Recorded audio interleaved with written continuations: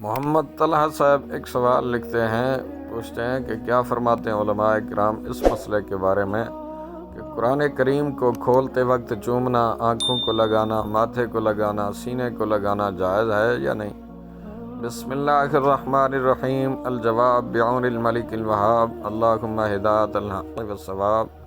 قرآن پاک کو چومنا، چہرے یا ماتھے سے مس کرنا جائز و مستحب، بلکہ صحابہ کرام علیہم الرضوان سے ثابت ہے، جیسا کہ در مختار میں ہے۔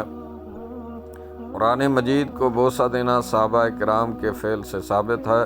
حضرت عمر رضی اللہ عنہ روزانہ مصحف یعنی قرآن پاک کو اٹھاتے، بوسہ دیتے تھے اور کہتے تھے یہ میرے رب کا عہد اور اس کی کتاب ہے۔ حضرت عثمان رضی اللہ عنہ بھی مصحف کو بوسہ دیتے اور چہرے سے مس کرتے۔ بہار شریعت جلد 16 صفحہ نمبر 476۔